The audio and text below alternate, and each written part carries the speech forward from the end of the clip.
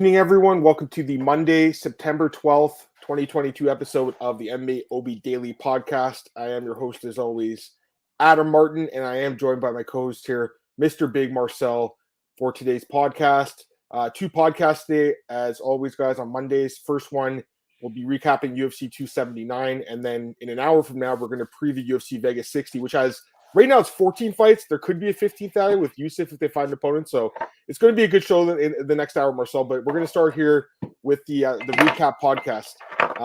However, before we get into UFC 279, we got to talk about the news that happened last night. The really sad, terrible news that former UFC middleweight fighter, former Ultimate Fighter champion from Ultimate Fighter Nations, fellow Toronto native, a guy I've been watching fight on the regional scene here for Marcel since 2012.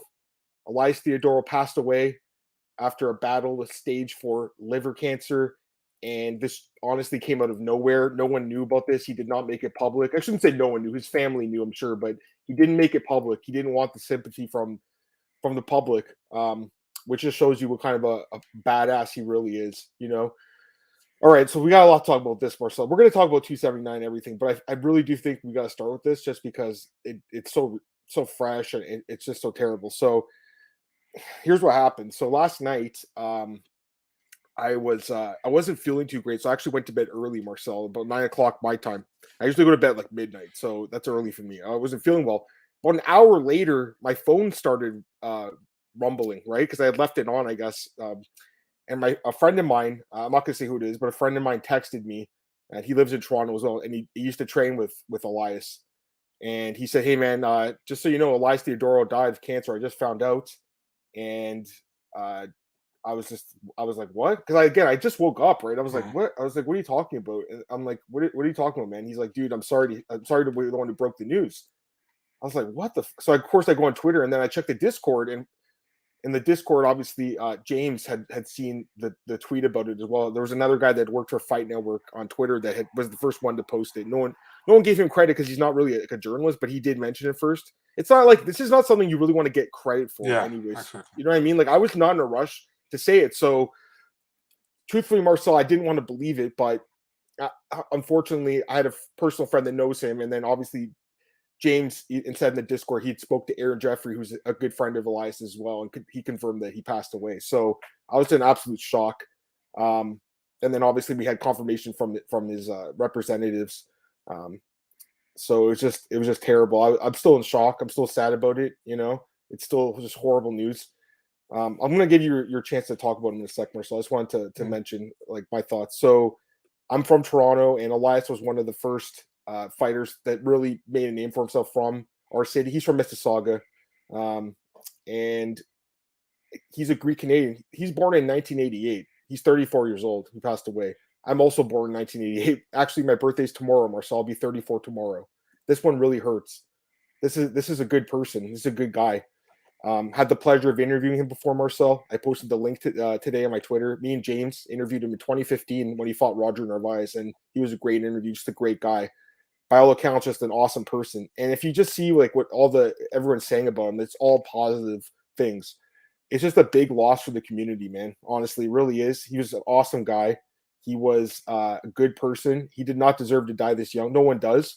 And once again, Marcel, I told you guys a few months ago, I almost drowned and almost died myself. And it just, once again, Marcel shows you it can happen to anyone anytime. It can end like this. It can just end, unexpectedly. And not only that, but people are going through things that you never know about. That's why I don't try to be an asshole towards people. I'll try to be nice to people because, Marcel, you never know what's going on inside someone's personal life, right? And we didn't know Elias was battling cancer. And I guess he didn't want people to know. And I respect that. I'm really sad about this, man. I was at his third pro fight. I saw his third, fifth, and sixth pro fights at Score Fighting Series. He also fought Bellator in Ontario as well. And of course, I saw him fight in Toronto when he fought Eric Anders and pulled off the upset in that fight too, UFC 231. Listen, was he the most exciting fighter? Let's be honest. No, he wasn't. He was not the most exciting guy to watch, but it doesn't matter. He was still a winning fighter. He had an 8-3 record in the UFC. His record for his career was very good, and he was a good person too. I'm pretty sad about this, Marcel. This one really hurts just because it was so close to us. He was a real pioneer of Canadian MMA, pioneer of Ontario MMA, pioneer of Toronto MMA. this one hurts. 34 years old, dude. That's a life cut too short. I'm extremely sad about this. I hope his family can get through this. This is extremely difficult for anyone. And Elias, you can't hear me obviously, but I had a lot of respect for you, man. And pretty devastating, Marcel. I'm not gonna lie. I definitely shed a few tears. It's tough. You want to talk about it a bit, Marcel? Yeah, for sure. I mean, listen, I can't, I don't know him personally, obviously, but I only know him from the Ultimate Fighter, UFC. And he seems to me like a good guy. He has very positive spirit always around him. Just overall, and the fights, yeah, you say maybe he wasn't the most entertaining fighter, but I always liked him. I thought he had cool character as well. He was always, it seemed always been happy. The main event in MANE, obviously, with his long hair. Also, dude maybe didn't have the greatest fights, but he looked like a superstar. In my opinion, yeah, that's how I remember him. And I actually went to bed late yesterday, and I was literally going in bed, and I saw Cole Shelton's tweet. I was like, what the hell? I Mhm. think it was for BJ Penn. Was right for BJ Penn. I was like, Yep. what the hell? And then and people were like, is this real? I was like, yeah, if Cole posted, it's definitely real. Cole is super legit. So I was kind of shocked, man. Of course, 34 years of age, and you never expect it, but definitely not with a guy with Elias, who look really good. Did look healthy, Nobody knew except for his family and probably his close friends, So it's just, what can we say about it? We just can remember him as like you say, a pioneer of MMA in Toronto and Canada, Yep. and also listen, man. Many people are always like his fighting style's not great. I always found him entertaining. Um, he had a fun character next to it. I remember when he said once, like, "Yeah, people." I think he said something like, "People can annoyed me by wrestling, but I think I'm going to take him down and hold him there for 15 minutes." And then he was smiling like this. So it's just funny to me always. He was, yeah. It's just sad, Nobody Yeah. deserves to die at 34. Um, it's just all around sad, and I only read good stuff about him, good things. So yeah, and that's the thing with I gotta say with the MMA community, man. What I really like, is somebody passes away, almost like 99.9% of the people are getting close. You know what I mean? They're Yep. always been super positive about the guys who are passing away, and that's something sometimes you don't see that in other sports. And MMA as a certain community, there are weird people in it. Don't get me wrong. Maybe I'm a weirdo as well, but at the same time, 99.9% is coming together. And that's something positive as well. If you Yeah. have to get something positive out of this, because it's just bad. Yeah, it's terrible. You know what's crazy though? It's like his last fight was last December against Brian Baker. Actually, Brian Baker had cancer too. He used to fight for Bellator. He beat cancer. Just pretty crazy that the last guy he beat was a guy who also beat cancer. I just wonder when this happened, right? Because he just fought Marcel. Like it wasn't that long ago. Did it happen recently in the last couple months? Did it happen really quick? It must have, right? Because like I can't Yeah, imagine if he had cancer, he'd been fighting and winning. If he had been, it would be more amazing because he fought a tough dude like that. It must have happened in the last few months. We don't have any information really. I guess the family wants to keep it private, which is totally fair. yeah, for sure. I mean, the thing is, you don't know when they found out, that he had it. So maybe they found it out late. I don't know.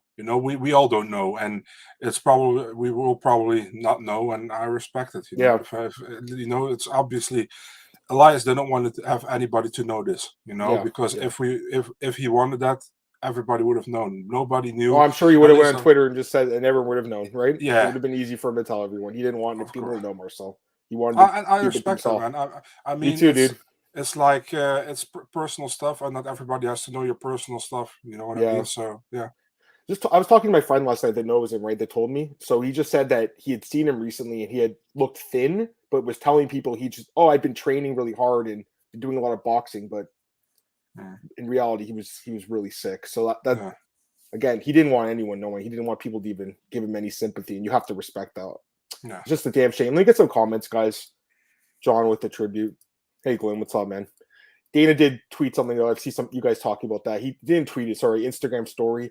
I'm 100% sure they're going to put one of those things at the beginning of the broadcast next week that says, rest it. I'm 100% sure they'll do it. Yeah, or even tomorrow already. But, for Contender Series? Yeah. Yeah, or they should do it for both. For both, they should, because he's had 11 fights, 8-3 record in UFC. Like you really just, again, I know he's not the most exciting guy in the cage. Let's be honest. Like in my opinion, anyways, great guy. I'm not trying to trust me. I'm not saying anything bad about the guy. No. But there's a reason he was released with a great record like that. They didn't like his. The matchmakers didn't like his style.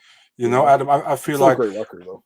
I feel like they should have for both shows. Dana White Contender Series and UFC because many people don't. There are many people who don't watch Dana White Contender Series, UFC fans as well. So they should do it for both. Yeah, it's just a big loss. Some other comments. What's up, buddy? How's it going? What's up, Steve? Kristen, happy early birthday. Thanks, man. I appreciate it. I'm looking forward to it. Birthdays don't mean as much to me as I get older, but it's still cool. Like it's, I always I like birthdays from my family more, or from friends, because I can give them something or something. You know what I mean? Well, I'm not gonna lie. I'm looking forward to getting a couple of presents. Who isn't? Okay, I understand. But who isn't? But the thing is, if you're getting older, I find more joy in giving. No, 100%. It's more it's more about giving than to give. Having said that, apparently Anita got me a nice Lego, so I'm looking forward to going get more stuff. I can't wait, man. Life's short. You gotta have fun, right? So yeah, sure. What's up, Pipe? How's it going? Yeah, it is really sad with Elias. They even know if it's advocate. It was marijuana. I'm not sure if it's CBD necessarily. It's marijuana, medicinal marijuana. I'm not. People are speculating that, but I don't know because he's been advocating that for a while, a couple of years now. Like 3 or 4 years. I'm not 100% sure about that. I really don't even think it's fair for us to speculate that. Doug, what's up? Terrible event on passing Elias. Positive guy, 34 is young. It is young. What's up, Torque? How's it going? Yeah, he was the winner of Tough Nations. It was just disappointing. Anyways, guys, so that's what I wanted to say about Elias because I felt like he deserved to get some talk at the beginning of the show. Anyways, let's get into UFC 279, Marcel. We gotta talk about these fights because there's quite a few fights to talk about. So we did have the podcast, the emergency podcast on Friday. I know a lot of people here were at the show. I fucking nailed it, guys. I got all the fights right, Marcel. Crazy, eh? Yeah, man. COD Pass, great call to Chimaev sub, dude. I put a couple $100 on him, plus 225, I think, plus 220. I nailed the fight, Marcel. I got to give myself a little credit. I mean, it was a plus money under like the prop because I've been saying this in the podcast for a while. Like these big favorites, you can still find value in the props and the submission. I know I think you said TKO. I felt submission was like again because of Holland's pass. He's been submitted, never finished by strikes. I felt like that was the clear path. We'll talk about that in a second. Let's start with the main event though. I got this one right too. I didn't get the method, Marcel. I said decision. Didn't expect a submission in the 4th round, but. I was expecting the fight to. It went honestly how I thought. I thought Nate was winning the fight. I thought he was up 2-1. It was a competitive fight. Tony landed some really good kicks, but I also feel like Tony didn't look very good in this fight. I was shocked how many people on Friday when the fight was announced were like, "Oh, Tony's going to win this fight easily." I was like, based on what? Based on losing 4 straight fights? Like, it was competitive, but I think Nate was in control of most of the fight. I thought Nate looked pretty good, Marcel. He gets the win in the 4th round submission, ends his UFC career with a great win over a guy in Tony Ferguson who a lot of people, think is one of the better lightweights of all time. So of course Tony's lost 5 straight now. He's not at the prime of his career anymore, but it's still a good win on paper. And now Nate, he enters free agency with a lot more momentum and a lot more negotiating power, right? Like a lot more leverage, Marcel. So overall, I mean, I think he looked pretty good considering it was a fresh fight. It was a weird fight. It was not my favorite fight. I'll say that right now. It was kind of a weird fight, but I made some pretty good money. I showed you that prop, Marcel, that I had. Yeah. So I had this crazy prop on DraftKings. They have like these same game parlays for MMA now. Nate Diaz, most significant strikes. And that was like the most significant strike thing was plus 400. I'm like, this is a misprice. That's something you got to take advantage of in betting odds, guys. If you see a misprice and you think it is, take advantage of it, if you can. So I parlayed that with Nate just going over, and it was plus 1,000. That's insane. The odds were crazy. The odds were wrong. Nate Diaz was an underdog. I don't really think he should have been. Yeah, man. I think that he looked decent. I'm not gonna say it was the best fight, like I said, but he got the job done, Marcel. He submitted Tony Ferguson, first guy to do that in the UFC. So something to be said about that. Give me your thoughts, man, in the fight. Yeah, man. I told you on Friday, like this was from the 3 fights the most difficult one to pick. Um, for me, yeah, I picked Tony. I picked the decision, but I wasn't sure. I think Diaz looked pretty good, or pretty good, decent, I should say. It was a awkwardly fun fight. You know what I mean? A really weird kind of fight where Tony at a certain moment keep running away. And Diaz was annoyed by it, so he started pointing at him, and he was like, "Oh, I'm gonna wrestle the cage if you're walking away." So kind of a weird fight, but hey, man, good finish for Diaz. The fun thing was like somebody when Tony tapped, it was 2:09 left on the clock. It's just pretty Yeah. funny. Officially So 208, by the way. 2:08, yeah, but yeah. That's too bad, man. I know. That people actually finding out, that there was 2:09 left, and they actually picture that. That's amazing. Actually, I would never. I didn't notice at first. I'm not gonna lie. Same, yeah. Yeah. So yeah, but I mean, that's a good win for Nate. Nobody taps Tony Ferguson. Pretty much. And I mean, Charles Oliveira almost ripped his arm off, and he kept fighting. And now I didn't saw the tap, by the way, but probably he tapped. Probably the other side of the body, right? Yeah, I didn't saw the angle. So, Yep. but I understand. I mean, he wasn't complaining about it, so obviously he did.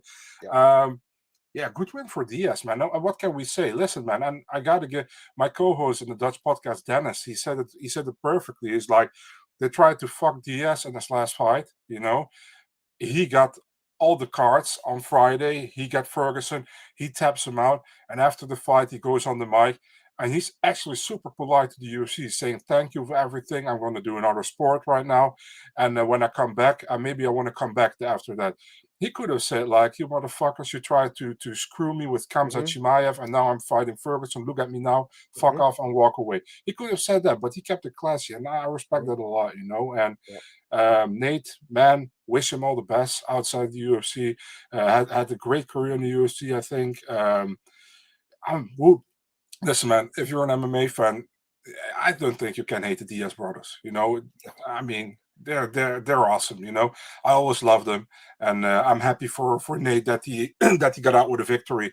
And for Tony, five losses in a row is tough. But I mean, against very good competition. I hope they give Tony somebody.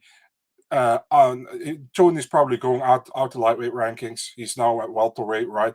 I hope they give him somebody unranked or somebody in the bottom of the top 15. Because he needs to win. And people can say like, but what if he loses then again? Then he knows enough that it's probably done. You know what I mean? But don't give him another top 10 guy, top 5 guy right now. He has 5 losses in a row. Give him, I don't say give him a gimme fight, but give him just a matchup you think he can be competitive with. You know what I mean? To be totally fair, Nate wasn't ranked, and he got finished by an unranked guy, so it doesn't look good. If he stays at welterweight, I was thinking Matt Brown would be a great fight. What do you think about that fight? Would you like that one? I actually brought it up. You brought it up too? Today. Yeah, I think that's a fun fight, right? Yeah. I was thinking that one too. Someone like that. Even like I know he won like Brian Barberina, something like that, like a Jim Miller, an unranked veteran, someone like that. That's who I think he could fight. But like, no, I don't want to see him fight, a top 5 guy again. I don't think he deserves it. But there's lots of guys like Nico Price. That would be a fun fight. Marcel, also, like Max Griffin. Like there's a lot of fun fights for him. Against like decent strikers that are unranked. There's winnable fights. If they want to give an unranked guy, I mean, there's a lot of names in that division at welterweight. I think he'll stay at welterweight. That's my guess. I also heard that he said he wants to go back to school. He said he's going to Harvard.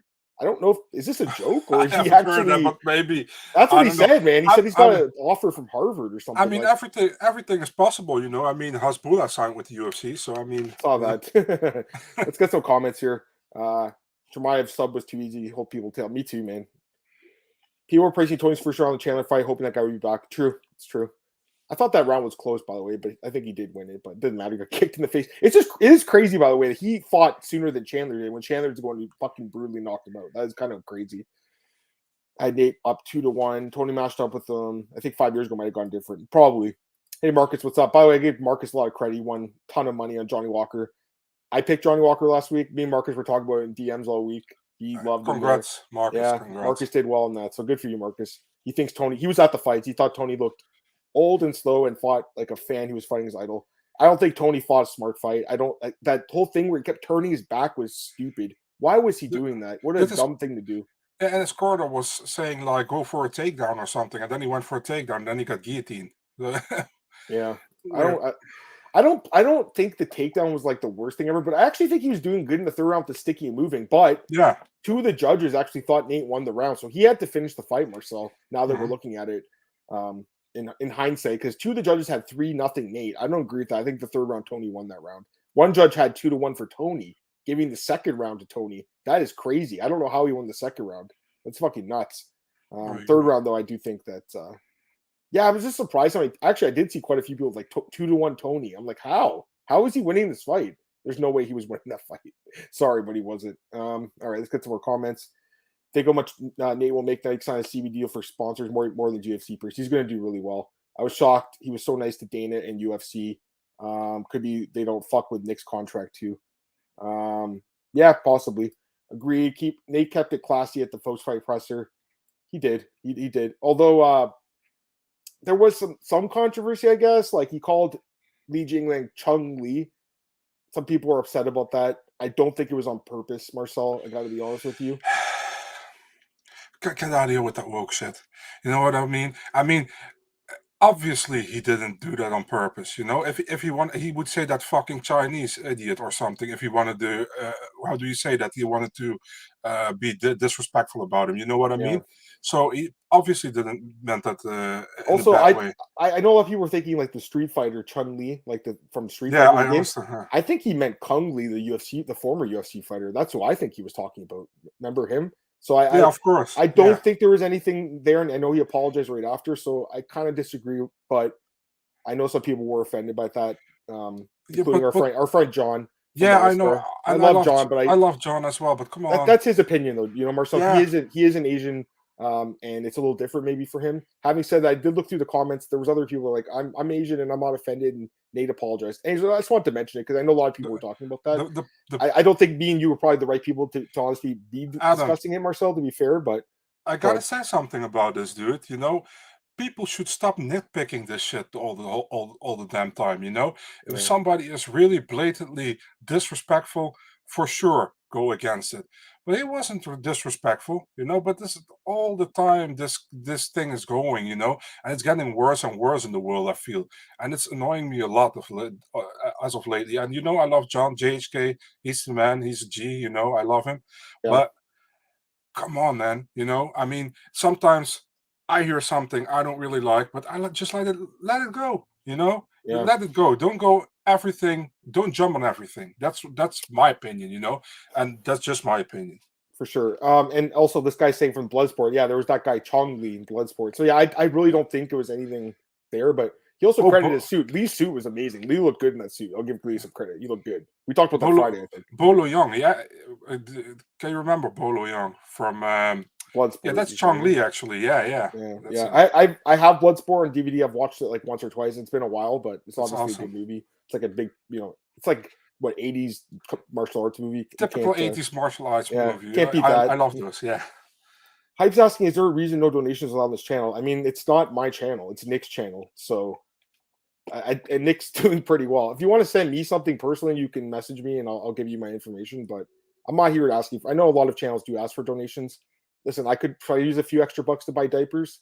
Of course, I think I could, Marcel. I know you could use some extra dollars to buy some toilet paper, Marcel. I mean, if Monster wants to sponsor me, I'm all here for it. You know what I mean? But it's not gonna happen likely. For sure. No, but Hype, if you do want to send me something, you're welcome to hit me up, and I'll provide you my PayPal or something like that, man. I appreciate it. Joe, what's up, man? Hope you're feeling better, dude. After last week, glad to have you here. All right, I think that's good for that fight, Marcel. Let's get to the next one here. We had obviously Khamzat beating Kevin Holland. Marcel, I called this fight to a T. Give me some credit here, guys. I told you it was a horrible fight for him. It's going to end really fast by submission. Like I said, plus 225, guys. There was crazy odds. I was actually surprised that the odds on Khamzat were only like minus 500 for this fight. Like I said, it should have been minus 1,000.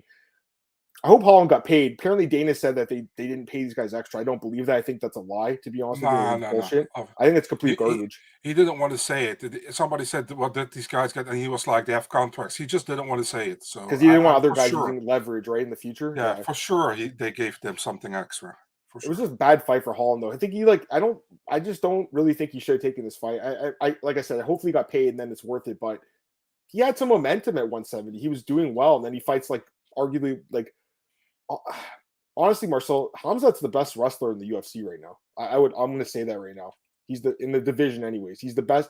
He is, I think, the better wrestler. And I think if he fought Usman or Covington, I think he could take those guys down. I really do. The guy's an absolute beast. Do I like him as a person? Not really. I think he's a dick, like I talked about last week. And did my mind change after his post-fight interview where he's swearing at everyone and putting his finger up again? No. But like I talked about Marcel, the guy is a phenomenal fighter. Mm-hmm. I think he could beat Izzy. I really do. I think he's got the style to beat him because he's got the wrestling. So I think he's got to stay at 185. I see some of you guys in the chat saying Covington. I just don't think they could even risk putting this guy at 170 again, guys. And today his coach came out and talked to ESPN and said that, was not the doctor's decision. It was just the coach's decision to set the weight cut. And again, even if it was the doctor's, it's not an excuse to miss weight. Like, you missed weight, dude. Like, your body was so dehydrated and cramping because you cut too much weight.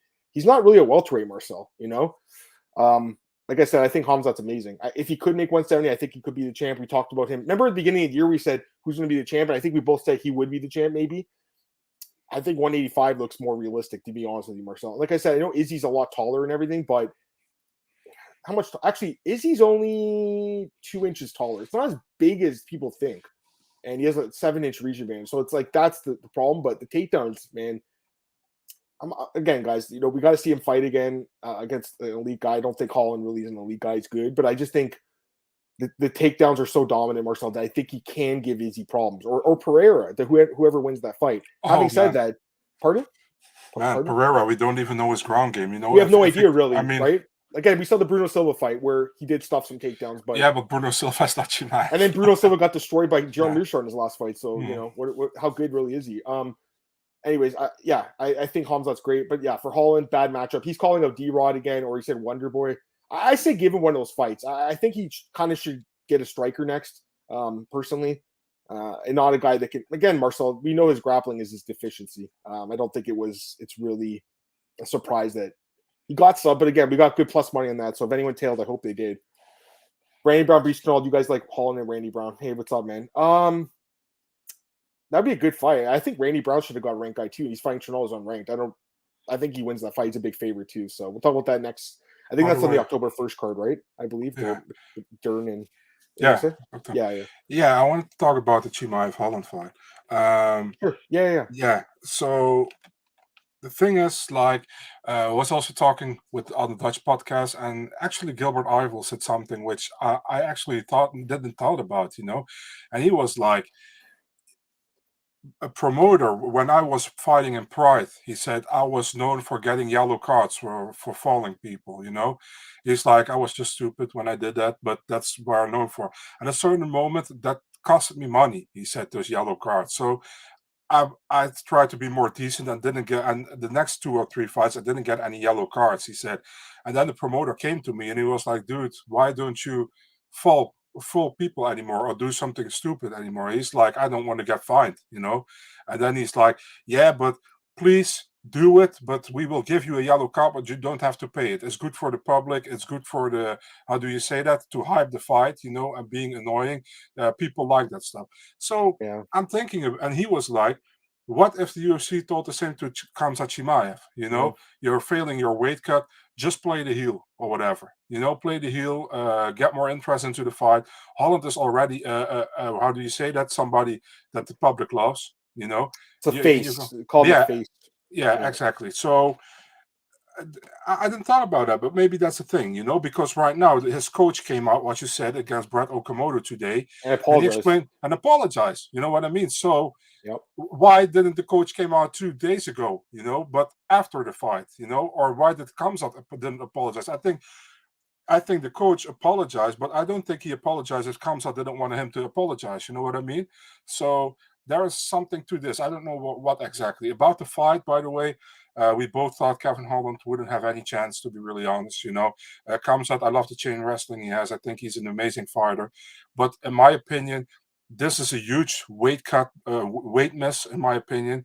The UFC tried to cover everything, Dana wasn't even mad or whatever, he was trying. Listen, if anybody else did that besides Conor or Khamzat, he would have been super pissed, you know what I mean? But now it was like, okay, yeah, this and that. I think the UFC should get him to 185 and make him fight Paulo Costa next. That's what I would do. It's a good fight. Yeah, I would like that fight a lot because they were talking shit this week. Obviously, there's some build up there, and also Costa's got good takedown defense too, right? So it's a good fight. Go ahead. That backstage stuff that happened on Thursday night, we saw the video about it. Yeah. That was I had at kindergarten, I had worse fights than what I saw there. I know. What the hell? I mean, were they afraid for the 40-man gang of Diaz? I don't know what. But what I saw there on video, that wasn't even anything. You know what I mean? I agree. I wouldn't even have released the footage if I were them. That's how bad it was. So yeah, that's just what I want to say. I mean, it was just stupid in my opinion. Completely agreed, man. Completely agreed. Got a couple more comments here, guys, about this fight. Let's see here. Thought Holland stood a chance if Chimaev wanted to trade. Why would you want to stay and trade? He just took him down at will. I mean, that was one of the fastest takedowns I think we've ever seen. That was really fast, Marcel. Apparently, I think Holland went to touch gloves, but Khamzat said he didn't see the glove tag. I'm not really too worried about that. I don't think he never does. Worse. Pardon? I think he never does. I think he did before that. He immediately went for it. That's what I thought. I don't think he's ever touched someone's gloves, has he? No, I don't think so. Yeah, and he did before the fight. He gave touch gloves when Dean said like, in the middle. So yeah. I mean, like when the fight after the bell rings, Yeah. I think sometimes guys are too chummy with that stuff, to be honest with you. And like, I think once the bell rings, a lot of guys will, not always, but if there's a really good fight, sometimes they'll give each other a hug. I think do that before the round starts, personally. You say all the time, sometimes you see like the camera shot, you see a guy doing like this. Yeah. To the other guy. The other guy does like this. Julian Rosa did that with Hakeem Dawodu. I noticed that. That's perfect. That's if you want to do it like that. Because then if he then cheap shots, he's a dick. Then he's what I mean? But the fans will hate him anyway, so there's no point of doing that. That's why I subbed Holland at 213. That's Borges' area code in Sweden. That's crazy. Chimaev wasn't fined for missing. Yeah, he should have been fined by for missing weight. He got basically no financial penalty. He did have got a bonus though. He didn't. No, he didn't. Yeah. I guess that's $50,000 extra he could have got. He should have got, quite frankly, but it's his fault. So imagine he got the bonus. That would have been fucked. Think all these guys took bad matchups to get reasonable requests. I completely agree. Especially Lee. Lee got fucked so hard. We'll talk about Lee in a second here. We're going to talk about Lee in a second here. Yeah, okay. Fight Oracle. I love Fight Oracle, man. He's a good friend of mine. Not everyone's cup of tea, but me and Brian go way back, and he's helped me out. I like the guy. So if you were saying like WWE thing, like UFC did it, I don't think Marcel's off when he's saying. I agree. Okay. Backstage stuff looked like nothing. I completely agreed. Like I told you guys Friday, I'm like, this thing is stupid, and it turned out to be really stupid. So full heel turn fight Darren Till. I mean, that'd be interesting. Two friends fighting each other. They probably won't do it. I have to laugh all the damn time when I see Darren Till next to Khamzat because he's enjoying it so much, everything. And he's like laughing like, yeah, we're the real gangsters. Yeah. It's also funny to me, man. What would your guys' prediction be for Costa versus Khamzat in 3-rounder? I think I'd still pick Khamzat, but like I think Costa has a better chance than Holland would, personally. He'd be the best fighter he's fought except for Burns. And Burns was, let's be honest, Burns was a former lightweight. Costa's a former 205er. So that's a fight. That's a fight I want to see. I'm tired of him fighting smaller guys. I want to see him fight someone that's big. What are you going to say? If Costa fights like he fought Rockhold, he gets ragdolled. Probably. Yeah, no, like I said, I'd pick him. Hey, what's up, Worth? Is Khamzat being real and Mike? Do you really want to smash everyone? I think he wants to smash everyone, but yeah, I mean, I just think going after the fans is never going to win you more fans, personally. But that's if he wants to go full heel, that's what he's doing. John says Aaron lied about what he saw backstage. Just unreal. What did Aaron say he saw? I think Aaron's one of the more like honest reporters. To be honest with you, I'm actually pretty good friends with the guy. So super cool as well. Aaron. He's always nice to me as well. So what did he say, John? I can't remember what he said. But I gotta say, man, some journalists who were there, I'm not going to count any names, it's not Aaron, by the way, Yeah. but they were like super hyped, like, oh my God, something here, whoa. And I was like, guys, I know. what? What? It's like, those are probably the guys who should do how do you say that, media for WWE. That's more Yeah, I their know. Like I said, there's a lot of journalists covering the sport that I don't really think love the matchups and the fights as much as we do, and they prefer the drama. That's my opinion. What's up, Gorilla? Hope you had a good weekend too, man, with the bets. Raw, I think the heel thing sets him up well for Covington, UFC versus Russia. It does, but again, can he make I guess Russia, Sweden, but yeah, can he make 170? I don't know. I really don't know. Lee's popularity has grown. I think he has to, and although Dana said he didn't, I'm pretty sure he got paid well. Lee got fucked so hard. Okay, so we're gonna talk about Lee now. Let's go to that fight. Yeah, let's go. We talked about Friday. I told you he got screwed hard. I think we all agreed. I know you agreed. People in the chat agreed. And now it was a very close decision. The judges went the other way and gave it to Dan Rodriguez. I think we both picked Rodriguez by decision. Mm-hmm. I tweeted immediately after the third round. I said, guys, this fight is super close, and I'm not going to be surprised if it goes either way. I was really surprised how many people thought Lee clearly won the fight, guys. He did not clearly win the fight. It was extremely close. In fact, all three judges had different scorecards. Marcel, is it any surprise that I actually had the same scorecard as Michael Bell? Rounds 2 and 3 to D-Rod. That's what I had, man. I actually, I give you the courage that you tweeted it out, because I was busy that night with clipping and videos and that stuff. And I was thinking about, I didn't score any fights for MMA Decision last week, I wanted to say, kind of close fight, can go both ways. But I knew already that people were going to shit on me for it. I was like, let it slide, what the fuck, I don't give a shit. Yeah. So for me, it was like first round, Lee, I think. Second round, close. Third round, Rodriguez, in my opinion, So for me, it was like, it could go either way. Only the thing is, the fans wanted Lee, obviously, to win after everything that happened last week, and he had a heavy favor with the fans. I think the thing is, Lee walked forward the whole damn time, and he was pressuring. But Rodriguez counter striking is really good, and if you look at the numbers, he landed more. Let's pull the numbers up, just because it's something to keep in mind. It was a very close fight, so like the numbers, it's something to keep in mind here when it's that close. Listen, Adam, Marcel, look at the stats; it's very close. Adam, listen. Personally, when I watched the fight, first I scored a 2-1 for Li Jingliang. That's how I scored it. But I can see definitely a reason to score a 2-1 for Daniel Rodriguez. So for me, it's like it's a close fight. Can go either way. It's not a robbery. So people are super upset about this one. In my opinion, the week's Lioness fight was worse than this one. I want to say something. I want to say something quick before I forget. Joe Rogan during the call kept saying Lee's pushing forward. He's pressuring him. Like that's only the aggressiveness will only count when the strikes are not equal. Mm-hmm. And in this case, guys, it was close, but look at the second round: 10 more significant strikes. Third round, 7 more. First round, 7 more for Lee. Here's the other thing to keep in mind. The judges prefer head strikes over body and leg strikes. That's just a fact, okay? They prefer head. Remember the fight with Caitlin Vera and Holly Holm? The head strikes were pretty much the reason she won, although I didn't agree with that one. But look at this, right? Like Dan Rodriguez, 61% of his strikes went to the head. The judges do remember that a little bit more. It was an extremely close fight. I was not going to be surprised either way. I don't think it was a robbery at all, guys. It's not. Sorry. The thing is, like, people don't understand, like, we're both in the media, we don't judge the fight as a fan, we watch it as a computer. Listen, man, even if I like the guy or I have a preference for a guy, I try to look at it from a completely neutral point of view, So for me, it's like, it's a super close fight. I agree that, listen, I had it for Li Jingliang 29-28, but I can see a case 100% for 29-28 D-Rod scorecard. So there is no robbery for me in this one. But I understand people are upset about it because everything that went through the week with Lee, first getting fucked, getting off the press conference after that suit, then he has to give in as a fighter opponent 10 pounds heavier. So I understand that. But those two things shouldn't influence a fight, you know what I mean, or your scorecard or your outcome. So you got to look at it from a neutral perspective. I think it was a close fight, could have gone either way. I feel bad. I feel super bad for Li Jingliang because he definitely didn't deserve to lose. But one guy has to lose or it has to be a draw. So it just sucks for him. I understand fully. Wow. Just had a friend of mine message me about Elias, personal friend. He actually knows Elias really well. He just said, "Wow, I'm complete shock about it. Loved his outlook on life. It was really sad it's cut short."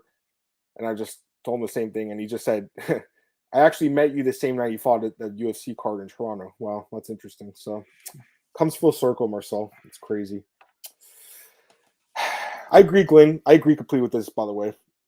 I just think in this fight there wasn't any like devastating headshots by either guy. No one got knocked down, so I think it was just really close. What was that crowd booing about? There was a crowd was fucking terrible during this fight. These guys took this fight in super short notice, guys. Like they should not have been booed. They got to be credited. I thought they should have been. I thought it was a good fight, honestly. It was good, close it was fight. Competitive. Was good. Again, super short notice for each guy. They didn't train for each other. You guys think the fight would have gone differently? Yeah, that's the other thing. D-Rod did have that extra weight, Marcel. Maybe that played a small, tiny factor. I'm not sure. It was more. It wasn't a grappling match, so maybe not. But I do think that bigger guy usually has the advantage. Let's be honest in MMA, right? So, yeah, I mean, maybe that has something to do with it. Let's more comments. People kind of giving that attitude like this was Andrei Arlovsky against Jake Collier last time. We're gonna talk about him in a second too. Weeks is Rob. Yeah, I mean, we'll talk about the Weeks fight too. People call close fights robbery, no matter don't know what robbery means. This was just a really close fight. Again, it's not like Diego Sanchez and Ross Pearson when one guy lost all 3 rounds and then got the win. I think there was actually, like I said, all 3 judges had different scorecards, Marcel. In a fight this close, I can kind of see that, to be honest with you. I watched the fight Charlie Mutual's spots I had for Dave. Dave? I think he means Daniel. Daniel, not David Rodriguez. How did D-Rod let me punches do 0 damage? Yeah, I mean, you're right, but I guess the judges didn't feel like Lee did that much damage either. They gave it to D-Rod. But again, they were all disagreed on the rounds, guys. But the thing is, like, people getting so upset when like, for example, you this time putting out a tweet that you thought that D-Rod won. It's like, guys, it's an opinion. You guys do listen. It's Adam's opinion. It's my opinion. It counts for 1, and actually, the fight we have 0 influence on the fight. I know. Why does people so upset about it? I agree with that too. People are just looking for a reason, probably because they lost their bets, and I get it. The other fight, I'm talk about that Pickett fight in a second because we'll talk about that one. The decision to take a point. Okay, so I think that's good for that fight. Let's go to the next one here really quickly. Obviously, we had Irene Aldana getting a also a fun moment there. Just an amazing knockout. I mean, this is one of the greatest knockouts of all time. I'm going to say that right now, guys. It's the first time in UFC. It's the 3rd upkick knockout in UFC history. Okay, 3rd ever. The other one was, I know, Thiago Alves against John Fitch was one of them. Yeah, and Nico Price against James Nico Fick. Price against Randy. That wasn't an upkick. That was hammer fist. No, James Fick. Who? James Fick. Not James Vick. Yes, that was the other one too. Who was he fighting against? Nico Price. That's the fight. Sorry, I got it confused. That was the other one. So yeah, so those are the other 2, and then this is the 3rd. But this is the first time anyone's ever landed a kick from the bottom to the body, to the liver, and knocked someone out. Crazy. Fucking insane. This was a great fight, by the way. I love this fight. I love Aldana, man. I love watching her fight. First round, I think, was 10-8 Aldana, and then 10-8 Macy in the second round, Marcel. Nobody gave 10-8. Can't believe there was no 10-8 round. I thought it was back-to-back 10-8s, honestly. Did you too? Did you have back-to-back? The first round, yes. The second round... It was pretty close, Marcel. I think it was very. For me, it was a rare 18-18 scorecard heading into the 3rd. Oh man, it was crazy, guys. That was insane because I'll be honest, I had a ticket on Aldana, and as soon as she got taken down, I was like, "Oh my god, I'm going to lose this bet. I can't believe it." And she lands an up kick from the bottom to the liver and knocks the girl out. One of the greatest knockouts of all time. What? But the 3rd round should have never have happened, in my opinion. She did. I think she did tap out. Was it the first round? It was the armbar. In the first round with the armbar, yeah. I put a tweet out. Jason Herzog actually retweeted me and said, "He said, now that I've seen the replay, I can see why you thought that because I didn't see it at first on the replay, Marcel. It looked like a tap, dude. And people were like, "Oh, you have to tap 2 or 3 times." There's no one in the rulebook that says that. No, absolutely not. Yeah. I watched Fedor and Verdum.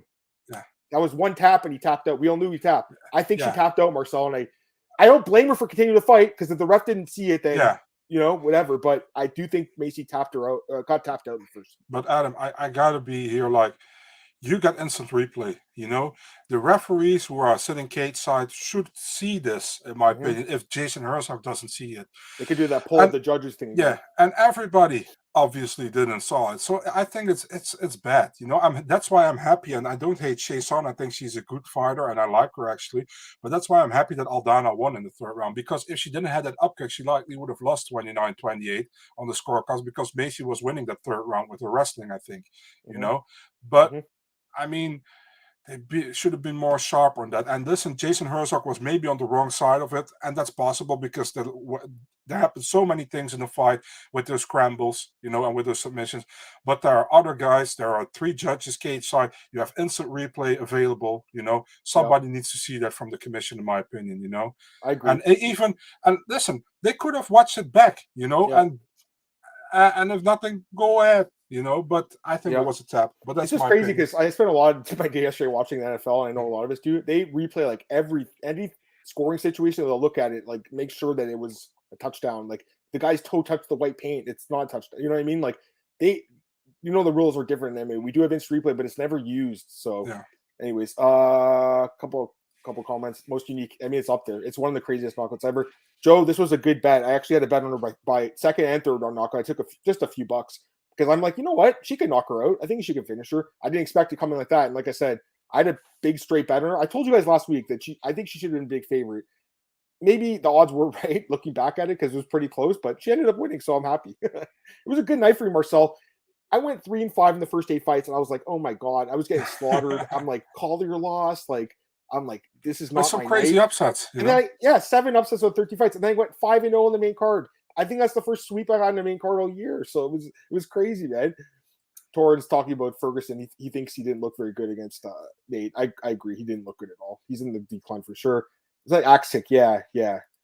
Blame Macy for being weight bully. Yeah. I mean, here's the thing. What happened? So Dawn talked about it after, guys. And she said Macy's team called her and said, like, during, like, I guess, like, what, an hour maybe? Or maybe during the weigh-in period. And they said, hey, she's not going to make 135. Can we do a catch weight at 140? And Aldana said yes to it because she said, had she said no, Macy was at 142 at that point, and she said there was like a 5-pound weight difference, and she wouldn't have been able to fight her. So she's like, I need the money, I got to fight, so I took the fight, but didn't get any extra money, which I think is complete bullshit because I think she should have got a percentage of the purse. Like, I think it should have been 20% because the other girls weren't asking for the catch weight, but it doesn't matter. I'm glad that Aldana won. And for Macy Marcel, I don't want to see her. She's not a 135er guy. She is a 145er. She's a legit 145er. I agree. Yeah, she should. There's no way they're going to give another fight. I have to apologize to Irene Aldana because I said on Friday that it was probably both girls who were getting overweight, and if that's not true, no, it was Macy. My apologies. No worries. Anyways, let's go to the next fight here. Johnny Walker submits Ion Cutelaba. I picked Johnny Walker. I thought he'd knock him out. I didn't think he'd submit him. That was pretty surprising. I mean, Cutelaba's submission. Cutelaba's overrated, Marcel, let's be honest. He's lost 4 of his last 6 fights, 1 draw in there as well. He's just an overrated guy. He's a front runner, right? When things go well for him, he does well. But when the second he has adversity in his fights, he loses. Not surprised at all he lost. I don't understand why everyone was so confident this week. Walker, I know, again, we talk about level of competition, something you always have to look at in MMA, like the strength of schedule. He had been fighting top 5, top 10 guys and losing. In some cases, they were close fights. He looked so bad in most of those fights, dude. He looked Johnny? So bad. Well, apparently he was stoned out of his mind, apparently. I read it as well, yeah. So that's why I didn't. No, I totally understand. How could you trust him, right? Like, I get it. But same for Cutelaba, but... you're saying for Cutelaba looks so bad. No. Walker, but I mean, Cutelaba also didn't looks good, so it's so difficult. Pick your poison. Super inconsistent. Yeah. One guy was like plus 190, and the other guy was a big favorite. It didn't make sense. So I thought Walker, he looked good. Again, my boy Marcus, whole week this guy was like, Adam, I really like Walker, and I was like, dude, I'm with you. I'm picking him. Actually, you messaged me like 2 weeks ago, Marcus. We talked about this fight. Did I put 10 G's on him like you did? No, but I got to use the credit, man. That takes some serious balls to do that. So. Or 9 G's, I should say, Marcus. You had a great night. So you make talk about donating to the channel. I think Marcus is the guy. Yeah. So you guys with money, and Walker has to walk out of the event center. You know what's funny? Marcus might have made more money than Walker. He didn't get the bonus. Oh man! Oh man! And he got kicked out without his shoes on. Like Dana says, he has no idea. He's like, I'm not sure what happened, but I saw the John Kavanaugh the pictures. It looks terrible on the UFC. The guy just want to fight. He was walking around with his fucking gloves on. They didn't take his gloves off. I saw that. And they also brought Barnett to a wrong hospital, to a children's hospital, I think. Yeah, I saw that too. But then he said it was a trauma unit, so he was confused. Yeah. I'm not sure what happened. We'll talk about him in a second. Hey, Loco, it's up. Kudelov should go to middleweight. If he can, he's got to do something, because I think at this point, I mean, he did beat Devin Clark last year. That was a nice win, but he's looked pretty bad since then. Submission defense sucks. Kudelov reminds you of young Blois, the way he chokes despite his physical skills.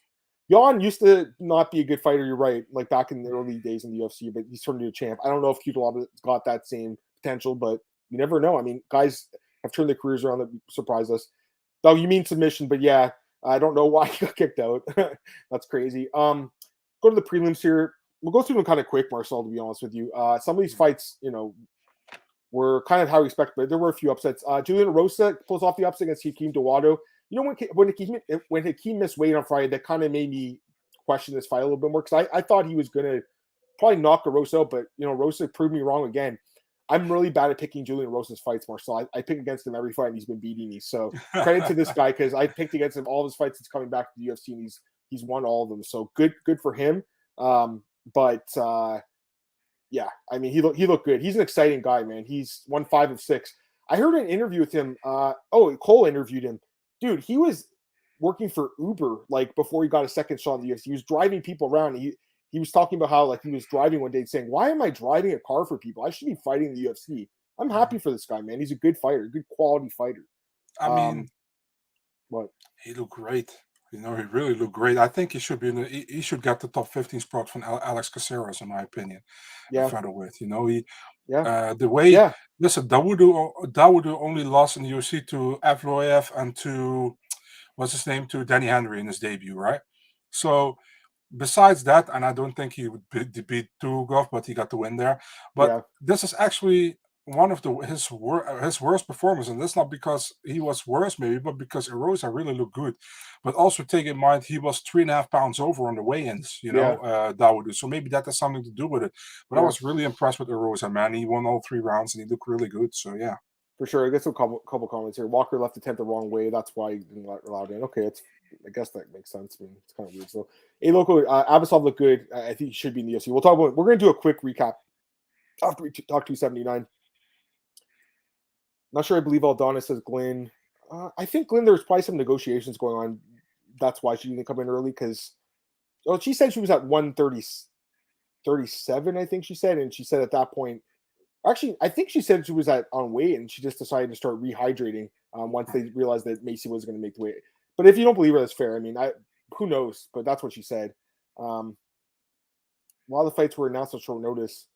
That's why people missed weight. I mean, Khamzat had 3 or 4 months to train for this fight. Don't know about him. Hakeem was also announced. Wasn't that fight announced a while ago? That was an older fight. And Barnett's probably here as well. So. Yeah, I kind of disagree with on that. We know, and Macy, she just can't make that weight. So I kind of disagree with on that. But some of the fights were catchweights because they were super short notice, like the Jailton fight, like the D-Rod fight, etc. So that's my thoughts. Speaking of Jailton, he gets the win over Anton Turkali. Pleasure, man. Yeah, pleasure, man. I mean, this fight was mismatch. No surprise there. He's a beast, Marcel. It's a shame that Shamil fell off the card. We both know he's a beast. There's nothing else to say. The guy's an absolute monster, and looking forward to seeing him fight next. One of the upsets of the night, Dennis Tululin knocks out Jamie Pickett. I thought he looked really good. Jamie Pickett should not be in the UFC anymore, Marcel. I think he's going to get cut. He's 2-4 in the UFC and just not really competitive. He's been knocked out in 3 of his 4 losses. And like DC said, he's just not aware of the clock. Like there's less than 10 seconds left in these fights he's losing, and he covers up and just waits for the ref to stop instead of fighting back. It's kind of weird. Tululin did look good. He was powerful, strong. I want to say one thing quickly, the low blows. I do think the first round was a low blow. You could hear the cup getting hit. The second round 100% was a low blow. I agree with Mike Beltran taking a point. I tweeted it out. You retweeted me, you fucker, because all your stupid followers went after me so hard saying, "Why did he take a point? You're an idiot. Why did you take a point?" They're acting like I'm the ref in the fight. I'm not the fucking ref in the fight. I just agreed with the ref.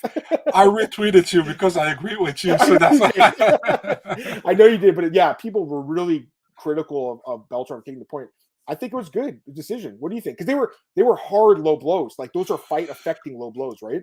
Yeah, the problem is, man, if a referee doesn't take a point after 2 low blows, people gonna cry that he didn't took a point, and now he Yeah, takes a point after 2 low blows, and people gonna cry that he took a point. So yeah, it's never good. You know what I mean? Maybe there should be an actual a factual rule. yeah. Just like with every low blow, take a point. You know I what I mean, here's mean? the thing: the first warning's in the back, anyways. You guys know everyone knows Yeah, the rules, and yeah, I mean, it's rare that the ref would take a point after one low blow, but I think the second one was brutal. Either way, it doesn't matter because the right guy ended up winning the fight. The better fighter won, and I also think that the point but assumes it was taken away. actually, He fought better, right? It's So it's an error by a fighter, actually. Giving somebody a low blow, and I understand that it happens. But you listen, there is only one way to get this totally out, and that's give a point deduction by every single low blow. And after 3 low blows, you're disqualified. yeah, You know yeah, that if you want to have it like this, do it like that. In every other sports, for example, I would probably go with, let's say, football. You guys, if there is something in football and you're outside of the line, then it's out of bounds, or whatever. There's not like, oh yeah, but you didn't saw it. You know what I mean? yeah, There's always something. So yeah, be consistent with your point deduction. I think yeah, they really should listen. I understand it's not fun, if you don't do it do it accidentally, and you get a point deduction. But like you said, the first warning is in the back, and just I would say try it, do a point deduction with every low blow somebody gives, and also with a finger in the eye, because I understand, we talked about this many times, the gloves is difficult to put a fist the whole damn time because it's yeah, really hard over here. But if you don't do it and you get like the whole damn time, you see many times referees like close fist, and then you do that, and 5 seconds later is this again. You know yeah, what I mean? So yeah. if you don't do anything about it, it will keep coming back.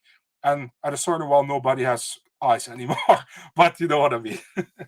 Yeah, no, I completely agree, Glenn. There's no consistency. And actually, Herb Dean was interviewed by Holland recently. He talked about point deductions and basically said the refs don't want to take a point because in a 3-round fight, a point will affect who wins the fight. That's why they don't want to. But in this case, Yeah. the low blows were so brutal, guys. They were really bad low blows. That's why, I know. especially that second one was nasty. So, That's the worst excuse I ever heard. Then cut the rule out with taking yeah, points. yeah, I know what you're saying. I get it. Like Mm, it puts the ref in a bad spot. yeah.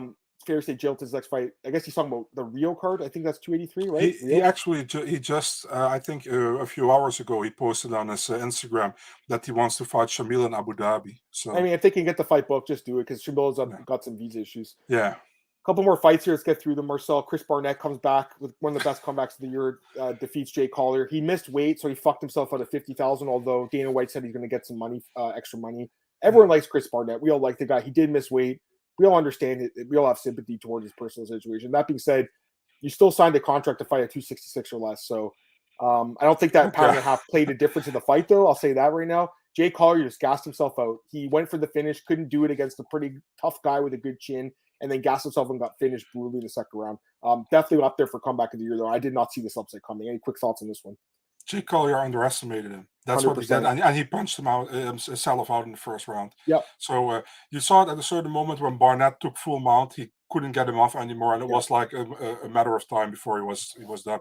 And I'm surprised because I think Jake Collier, and no disrespect to Barnett, but I think Jake Collier is actually a better fighter than Chris Barnett. Yep. And man, Jake Collier hasn't done himself any favors here. You know what I mean? So No. This was honestly a gimme fight by the UFC after he got robbed by Arlovsky, yeah, the judges in the Arlovsky fight, and he blew it. And again, he knocked him down the first and then punched himself out going for the finish, which is something you always got to be careful of, right? In MMA, because if you don't get the finish, you can lose and gas yourself out. I think the fight should have been stopped. Not looking good look for a fighter. Look, I actually agree with Glenn. I thought the doctor would have stopped it after the first round, but apparently it was a good decision not to because he ended up winning the fight. Yeah. Going forward, let's see Chris get in better shape, dude. I mean, I don't understand how he. I do understand. He doesn't watch what he eats. Let's be honest. So and he was before he came to the UFC, he was like 320 yeah, pounds. He fought at 5'9", super heavyweight. 320. That's crazy. Yeah, man, that's wild. Collier's known for having good volume, but punches all out. Yeah, it was surprising. He just didn't fight smart. A couple other fights here in the early prelims. Norma Dumont defeats Daniel Wolf. Pretty bad fight, honestly. I know that people are hyping Norma up, but I thought she showed pretty poor fight IQ. Why would she not go for a takedown earlier in the fight? Should have done it immediately. Why would you not? Like, why not take the Adam, easiest path to win? What are you gonna say? did you hear what Laura Sanko said about her during the week? No. What she said? And what did she say? Let me say. She had a certain word for it, guys. If you know, put it in the comments. She was weighing in, and Laura Sanko said something about her backside. Let's put it that way. Okay. Let me check it for her. Oh, here. her thick or something? She is driving a dump truck. Oh yeah, someone talked about that. She's I think Norma's a good looking girl. I mean, yeah, I agree. I think we all like her here. I mean, there's no doubt. I think Wolf, it's crazy. I know she's old, right? She's 39, but I think she has a little bit of potential, Marcel. The problem is, it's just she's too old to learn the ground game. I think that's the problem, because I do think that her striking is not horrible, but she did get knocked down in this fight too. I got to remember that. I think it was second round she got dropped. She's 38, 39. I mean, yeah, she's in the late 30s. You mean what? She's 1-0. She's not 1-1. Yeah. I know she comes from the boxing, but still, I mean, yeah. It's not gonna get. That is at 145. So maybe if she wins 2 fights, she can fight for a title. You know what I mean? But it's not very likely because her ground game is just not good enough. So yeah. She's 1-1. There's one fight she'll be cut. I think they'll give one more. They could honestly do Shayson against her at 145. They could do that fight. I know Macy's going to win that fight, but they could do that fight. Norma's not good. I don't think she should have got the contract either after that Contender Series fight. She didn't look very good. Norma should have got the takedown earlier. Dude, she left. She could have easily got 50K bonus, guys. She just fought silly, in my opinion. She did have an advantage on the feet. I agree with that, but why not take her down? Why not go for the submission? Because you saw how many submission attempts she did have late in the fight, right? But she had the full 15 minutes to work. I think she would have submitted her, especially if they were dry in the first round, right? Yeah, and you have a good chance to get the bonus as well. So 100%. I just think she didn't fight smart, but she ended up winning, so you can't say anything too bad. Nichols not experienced, but Wolf's okay. I know, right? So only took 1 year prep and shawarma debut. She looked poor. She didn't look good. Can I reply to Glenn? You can. So I think that the UFC already signed Bo Nickel, to be really honest, and they just want to have another fight for him on the Contender. Oh, you're saying Dana lied again? Oh wow, that's what I think. So yeah, no, there's probably some deal there.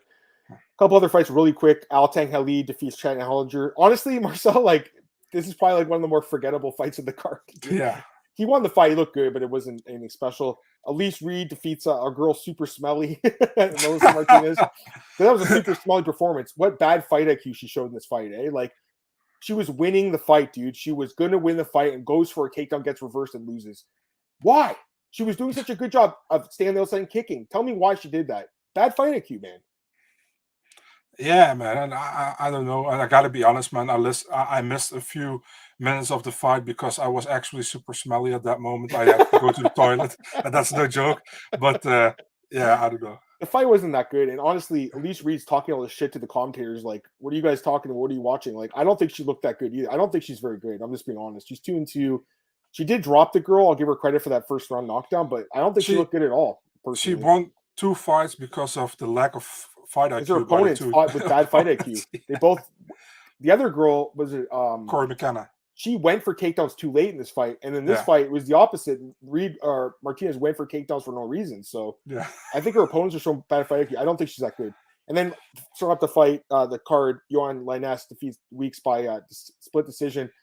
I thought Weeks edged it out really close. It was close. The strike stats actually have Weeks laying double the strikes, so the strike stats were in his favor. I thought he barely edged it out, but it was pretty close. And you never know with the judges in that kind of a fight. I had a 30-27 for Weeks, with maybe Linus getting the first round close. I think I gave him the second. I want to say. I think it was Weeks 1 and 3, or maybe it was 2 and 3. I can't remember. Yeah, no, it was 1 for Linus, 2 and 3 for Weeks. That's what I had. Same as you guys. That's what I had. You guys all have the same score. I think it was a bad decision by the judges. All right, so I always ask you, man. We're done with UFC 279. It's always sad when the event's over, but overall, good card, right? Overall. Yeah, definitely. And by the way, Tony Weeks, he disowned his family by. Can you believe that he scored against Darian Weeks? Unbelievable. And of course, all the judges they have, they're going to pick the one guy with the same last name as the guy. It's not like that common of a last name, to be honest with you. So it's not like it's Martin. I mean, my last name is really common, So I don't know too many people with Weeks as their last name. I'll be honest. It's like in Brazil, if you have Osiris Maia and you're going to give him the fight to Damian Maia, don't do that. They all also kind of look like each other. So like, don't do that. People are asking if Weeks will be cut. Probably, hope but so, but he's 0-3, right? probably he should get one more fight. In my opinion, this was short notice for him. Remember, because he was supposed to fight Dumbe, and he gave him this opponent. All right, let's get to the Contender Series really quick, guys. We'll talk about that, recap it really quick, and then we're going to start the next podcast. Dana White gave it a bunch of contracts again. We'll just start with the first fight here. Teresa Bleda, she gets the win. She looked good. She's got potential. The girls coming from Octagon, her and Pujilova, just the fighters in general. The Octagon promotion is a good promotion. Basharat guy who's fighting this week also came from there. Good promotion, but I just don't think she looked like she's UFC ready. She needs another fight, I think, or two, but she'll get there eventually. I think she'll get there. She's only 20. She's really young. I'll get your thoughts in a second. Let me just go through them. Israel Bonfim looked amazing. I think he should be in the UFC. Obviously, he got the contract. And then Nariman Abasov looked pretty good. Very tough guy. I think he'll get there eventually. They'll give him another fight, I think, next year in the Contender. Carl Williams really surprised me here, Marcel. Smaller guy coming in and beating Jimmy Lawson, out wrestling a wrestler, and then winning a decision. Again, Dana says, I don't like giving 32-year-olds contract, but I think in this case, you should have given him it because of the circumstances. Big underdog against a bigger guy, short notice. Glad to see this guy in the UFC. I don't think he'll last long, I'll be honest with you. I don't think he's that great, but he definitely won this fight. Gabriel Bonfim gets the win over Trey Waters. Waters actually looked decent, but gets caught in a Von Flu. How many times are we seeing this now, Marcel, with these fighters? They're still holding on to the guillotine choke. I saw it happening. Fucking get it. I know. I saw it happening. I'm like, why does this guy let go? And then obviously Vitor Pacino knocks out Rodolfo Bellato for the second time, and I'm not surprised by that. We talked about that. I'm like, why is this guy only like a pick-em price when he just knocked the dude out like last year? Your quick thoughts on these 5 fights? Yeah, man, it was kind of a Brazilian party, I think, 3 Brazilians getting signed. And the Carl, what's his last name again? Carl Williams guy, who I think surprised many people by out wrestling the wrestler. You know what I mean? So, yeah, I agree with the contracts. I also wouldn't have given the contract to the girl. Yeah, it was a fun evening. Was a good fight. I think the Bonfim brothers look very good. So they're great. I can't wait to see these guys in the UFC. They're really, really good. Okay, just a couple last comments, guys. We're going to start the next podcast, do the preview for Song and Sanhagen. UFC signed, Slim Terbelsi's going to fight Parker Porter. Yes, saw that. Hamdi probably just got injured. But the new guy is also an Olympic wrestler, so it's like the same matchup for Parker, basically. The funny thing is, Slim in English means that you're slim. Yeah, this guy's thick. He's a thick boy. Yeah, and slim in Dutch means smart. Oh, does it? That's funny. Yeah. He's the thick boy, dude. Anyways, let's get out of here, Marcel. We'll just plug our stuff really quick, and then we'll start the next podcast, guys. Bear with us. We'll start in 2 minutes. Go ahead, Marcel. Plug yourself really fast, and let's get out of here. Big Marcel 24, Twitter, Instagram, Eurosport.nl, Mixed Martial Arts section. Perfect. And Adam Martin on Twitter. You guys know where to find the podcast. You're listening to it right now, but tell your friends about it again to listen, like, share, subscribe, do all those things. Bookies.com for my best bets. Miami News for news, and MMAOBsBigger.com for all your betting information. Okay, we're going to start the next podcast in a sec, guys. We're going to go for an hour breaking down UFC Vegas 60. Talk to you guys in a sec. Peace.